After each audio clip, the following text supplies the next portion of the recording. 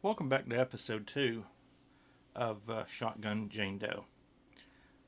Here again, if you haven't seen episode 1, please go down, find the link in the description. Watch them in order. All the episodes should be linked down there. So if you haven't seen episode 1, go have a look at it before you watch this one. But Shotgun Jane Doe is an unidentified female who was shot and killed here in Knoxville, Tennessee on June 1st, 1987. We know everything there is to know about Jane Doe, who shot her, how she was shot, where she was shot. We know tons of stuff about her, have her DNA. What we don't know is who she is. So this series of videos is devoted to getting the real story out there, the actual research story, and not just regurgitations of other people's stories that's out there, but getting the true story out there. And hopefully, and in one of these videos, you're going to find, after isotope testing, where Jane Doe spent a lot of her time of her life. Doesn't mean she's reported missing from there. It just means that's where she spent a lot of time from her life. And really the purpose of these videos, I hope, is that somebody sees it and says, hey, I remember a girl like that when I was in high school. I remember a girl like that when I was a kid. I don't put a whole lot of stock in these pictures, because we're going to find just how extensive the damage was to her head.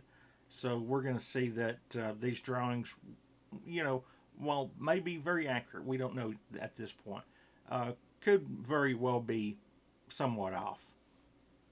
So I wouldn't want to see somebody excluded just from the fact that,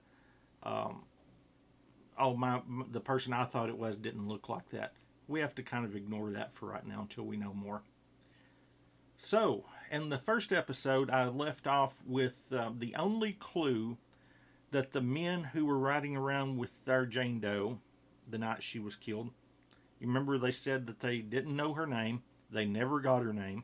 I find that ridiculous. Absolutely they did. I agree with the Knox County Sheriff's Department on that. I just don't think they're saying what they know. But what they did say was that while claiming that they never got her name, they did say that she talked about Tina from either Indiana or Illinois. Later, I find, in talking to some of the family members of these men, that they told some family members that they thought her name may have been Mary. I don't know how much faith I put in that, but yeah, it's something I'm going to look into one day. But either way, they're talking with the police. They said, oh no, we drove around with her all this time, but we never got her name. I find that ridiculous. But let's say that she did mention a Tina. Who could Tina be? I'm going to propose to you that could Tina have been Tina Marie Farmer? Tina Marie Farmer was found New Year's Day, 1984, on the side of the road about 45 minutes north of Knoxville.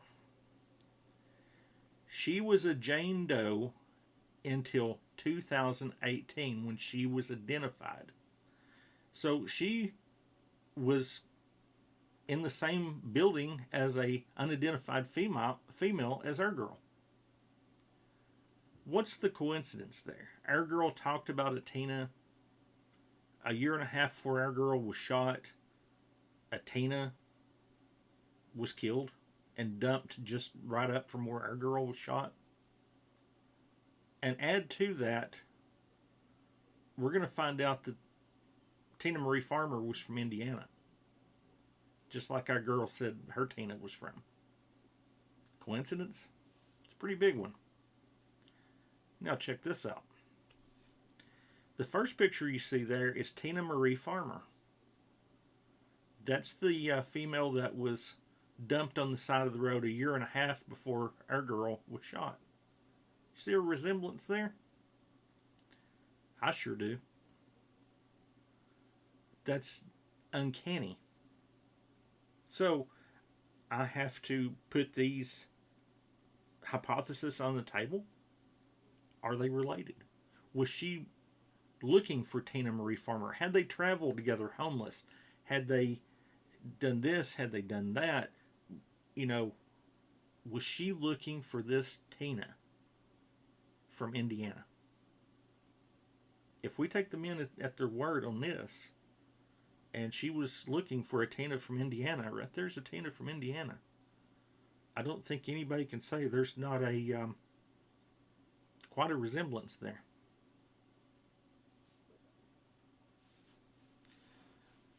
So what are we saying? One of the only clues from the two men is that they believe she was looking for a Tina from Indiana or Illinois. Okay? A body was discovered 1.5 years before Our Lady was shot, just north of the shooting location. That body would remain a Jane Doe until 2018, when she is identified as Tina Marie Farmer of Indiana. Quite a coincidence. And add to that the similar look. Look at that resemblance. This hypothesis is on my desk right now. I think there's a link. I may be proven wrong. I'm going to linger on this picture for a minute. The girl on your left, just up the road, dumped from where our girl was shot. Our girl was looking for a Tina from Indiana. There's your Tina from Indiana. Were they related? Had they traveled together? I don't know.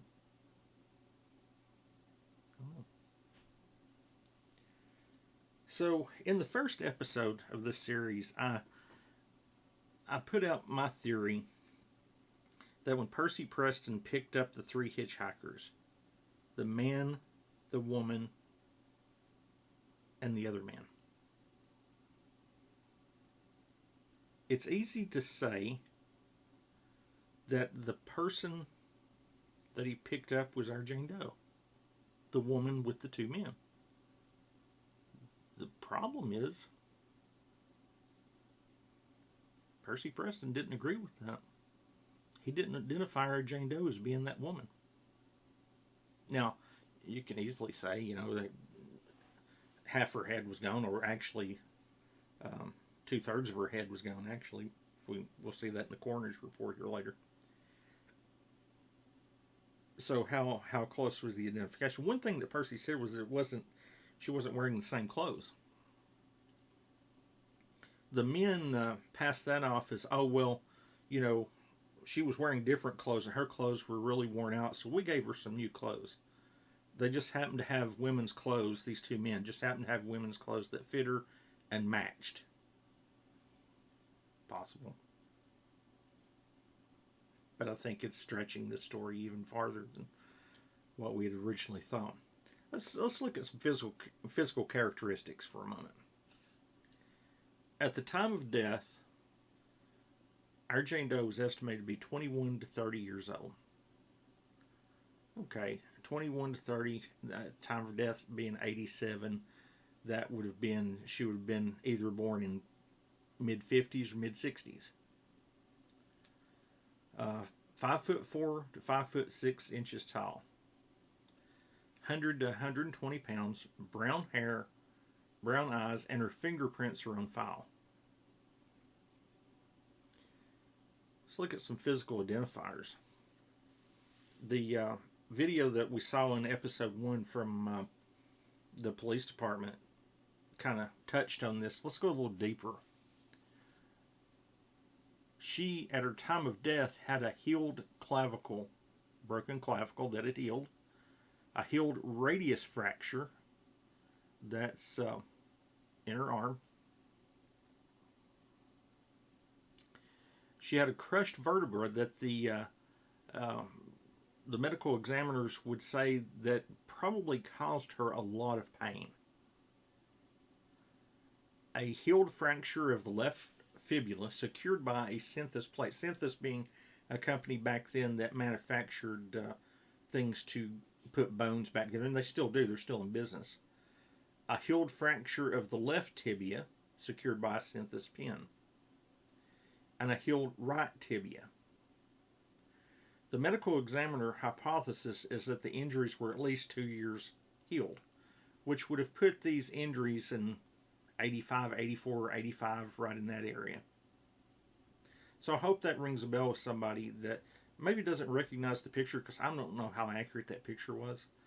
But I hope it makes somebody think, hey, I knew a girl in high school that, was in a car wreck or jumped off a building or whatever. I just hope it kind of brings something to somebody's mind. Other physical identifiers you're going to see if you check around the internet, that she was missing a lower front tooth. So you think that's pretty indicative. She's missing a lower front tooth. She's going to have a gap in her teeth. That wasn't exactly the case. The gap created by the missing tooth had been at least partially filled by shifting of the other teeth. When you lose a tooth in the front of your mouth, the rest of the teeth over time will shift and try to fill in that gap. So that tells me that she lost her tooth sometime before she was shot.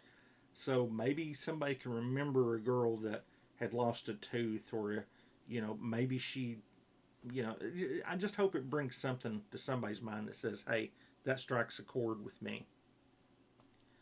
The other physical identifier is the BH tattoo on the upper left arm.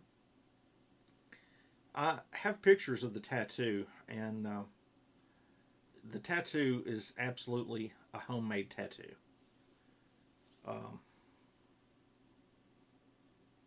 Possibly a gel tattoo. So I don't want anyone to think, oh, well, the girl I remember didn't have a tattoo, so it couldn't be her. This tattoo could have come months after she was on the road, months after she left home. She could have gotten it 2 weeks before being shot. We don't know.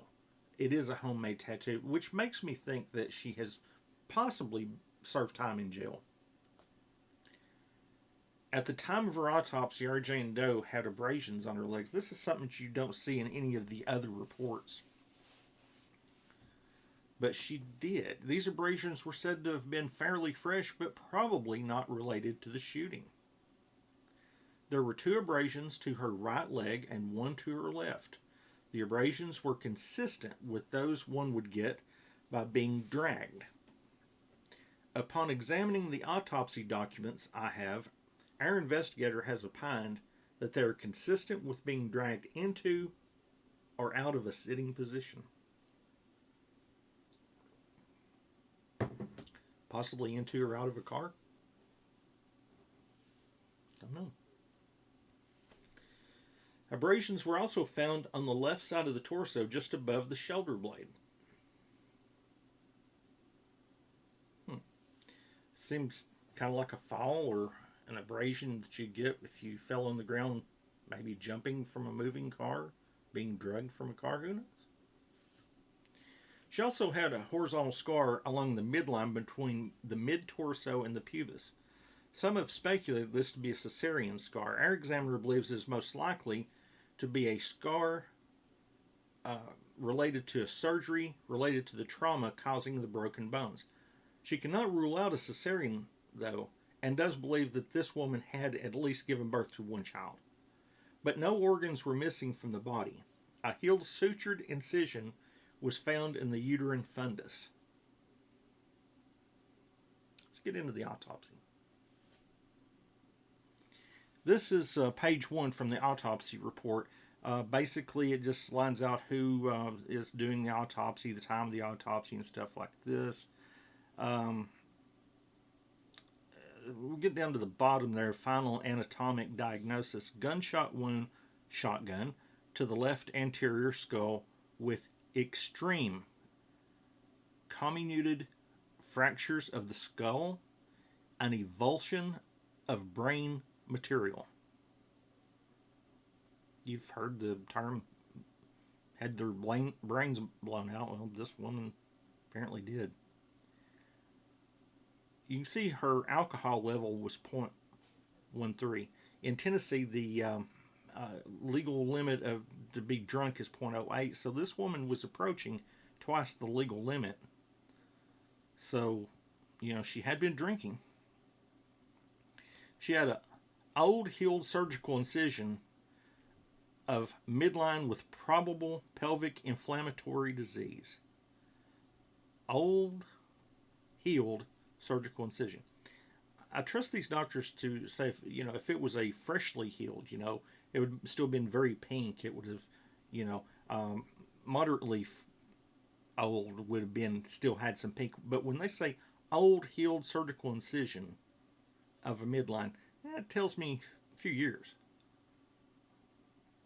So that's pretty consistent with what our examiner thought as to when the other damage to her body occurred. The patient was shot by a known assailant and at this time is unidentified. Okay. So we know who the shooter was, but at this time our Jane Doe is unidentified. Remains that way today. This Caucasian woman met her death from a shotgun wound to the head with virtual obliteration of the cranial vault and its contents. Virtual obliteration. There's reports on the internet and in some news media that said that the autopsy reported that she was identifiable. Well, we're going through the autopsy report here, and I don't see that, but those reports are out there. But what we do see is virtual obliteration of the cranial vault and its contents. That doesn't sound very identifiable to me.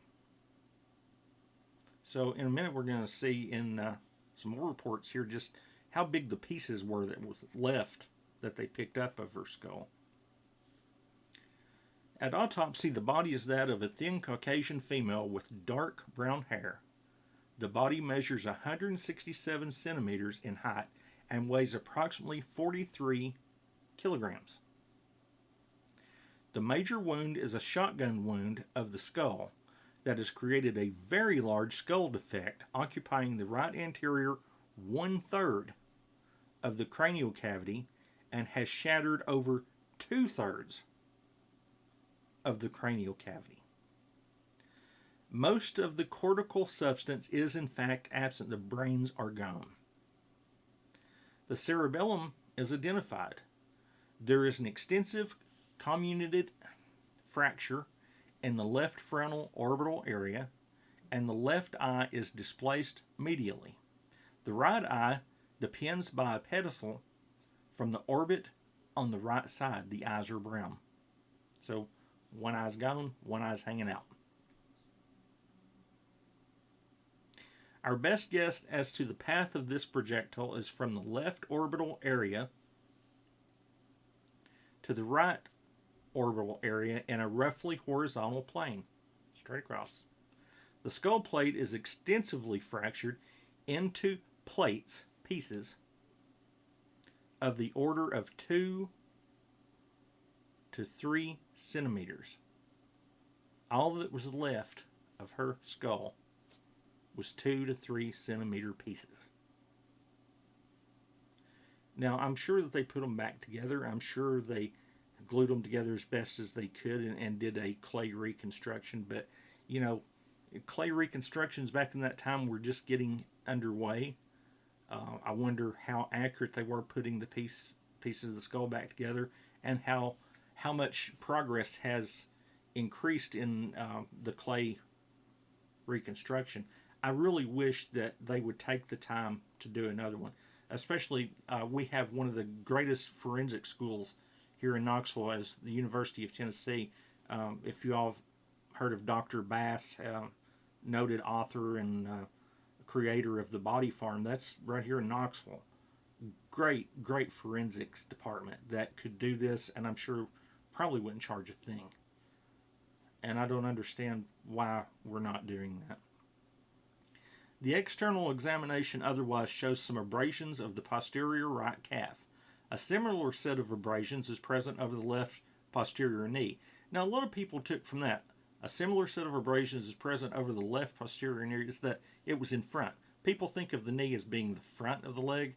We're going to see in a drawing by the medical examiner here in a minute, it was in the back. A similar set of abrasions is present over the left posterior knee. A small abrasion is present over the left posterior shoulder blade. Anteriorly, no acute injuries are noted other than wounds described. A small BH tattoo is present over the left deltoid. An old horizontal healed surgical scar is present in the midline of the abdomen, approximately midway between the umbilicus and the pubis. The body cavities are essentially unremarkable. The lungs are ischemic. That's important. And the right lung weighs 220 grams and the left lung 220 grams. They seem to have mild emphysema and collapse poorly. The heart weighs 205 grams and is anatomically normal.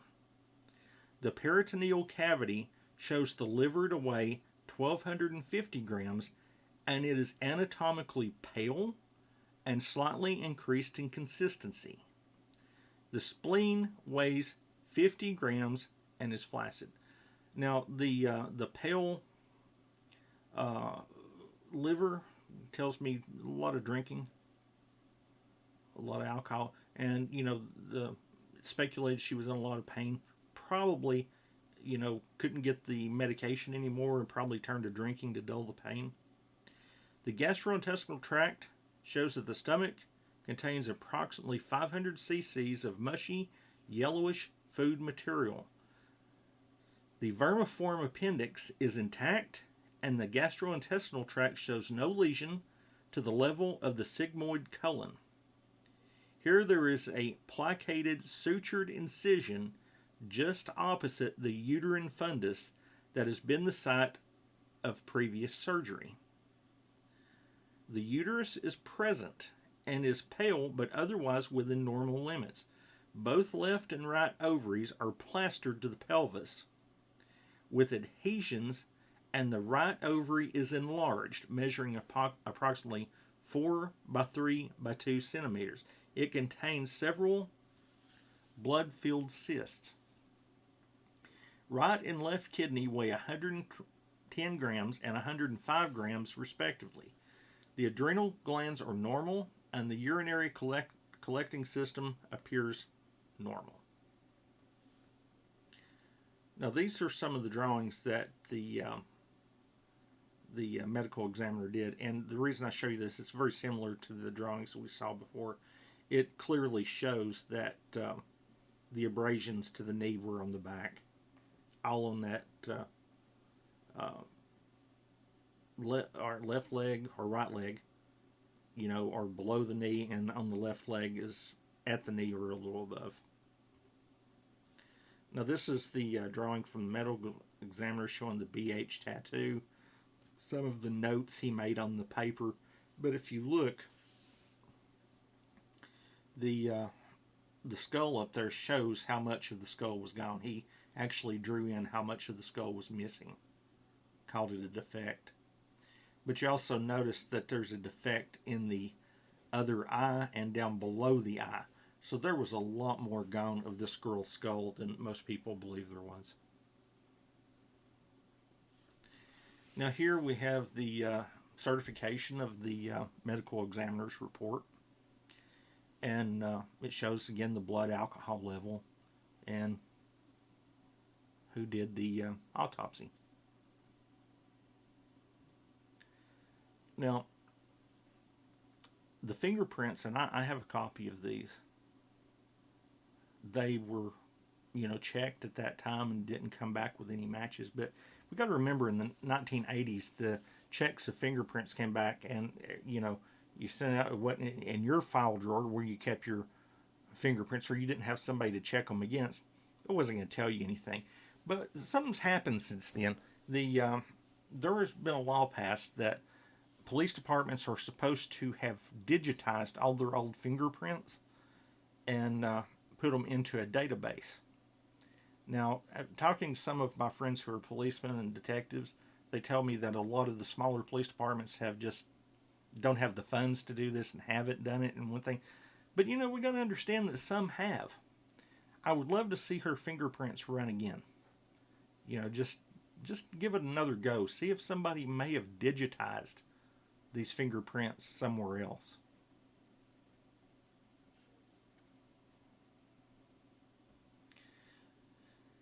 Most of the aforementioned healed injuries were found at autopsy. Another issue that may have bearing is pulmonary ischemia that was found in both lungs. Now, pulmonary ischemia, a lot of people put that out there as a disease. It can be related to a disease. But pulmonary ischemia, according to my experts, can also be related to severe trauma to the chest, possibly having happened at the time that all of her other injuries happened. So this pulmonary ischemia, added to the healed injuries we know about, leads our examiner to believe the injuries may have come from either a fall or a traumatic car accident. A healed, sutured incision was found on the uterine fundus. Pelvic inflammatory disease was found. So, what does that tell us? What do we know about all this? All right, we know that she was shot. We know that her damage was extensive, but we also know all these previous damages. What about these synthesis plates? You see all this stuff on TV today. Why don't you send off the serial number and that would tell you where those plates were sent to? Well, that's true today, but back in the 80s, they didn't put serial numbers on them. They put model numbers on them. Synthesis has told me that they gave me a range of years that those models were used, but that they didn't have serial numbers and they kept no records as to where each plate went or whatever. They did keep records as who the plates and stuff were sold to, but unfortunately there was no law that said they had to keep those records, and ever so often they did get rid of them. So I think we're going to stop there with episode 2. I don't want any of these to become really big, but the next videos we're going to go through some of her clothing, how she got these clothes, what the clothing says about her, some more ideas on some of the things that we've already covered. So I guess what I'm saying here is watch these videos. I don't expect anybody to pull out a picture and say, hey, it's this girl. But what I hope, what I truly hope, is that somebody says, I knew a girl that was injured like that, and I don't know what happened to her. I think somebody out there knows something that would give us a clue, because we're pretty much at the end of this. I've been on this for almost 19 years. So we're pretty much at the end of this as far as where we can go with this. We're pretty much at this point just suggesting matches to name us and having them compared against other people and being told no. And bless their hearts. Those people over at Web Sleuths done a great job with that. This girl holds the record as the most exclusions of anybody in the NamUs database. But I think the answer is one person saying, I knew a girl back in high school that had injuries like that. I wonder what happened to her. Drop us a line. Drop us a line and tell us what you think may have happened. Or drop us a line and say, I knew her. We'll check up. We'll do all the legwork. We just need somebody to come forth with a clue. And in another episode, in the next episode or two, we're going to discuss where she was probably from. We have had isotope testing done on this girl that will tell us where she spent most of her life. And a lot of people, I fear, are using that isotope testing to say she was from one of these states. And that's absolutely not true. If I lived my whole life here in Tennessee, and tomorrow I moved off to Arizona and I lived there for 6 months, and I went missing, I'd be reported missing from Arizona. But my bones in the isotope testing would show I was from Tennessee. And if you looked at only people missing from Tennessee, you wouldn't find me. So that's something that we're going to get into after a while. But be sure to watch these videos. Be sure to watch them in order. And if there's anything you can do, any ideas you can give us, open to any of it. Even tell me I'm wrong about things, because I can be. And I want to know if I am. I want to know other thoughts, because right now I just feel like I'm in a stalemate, and that's why I'm making these videos. So look around these videos. Be sure to watch all the episodes. This is episode 2. And put some comments down there. Give us ideas about what you think. Thank you.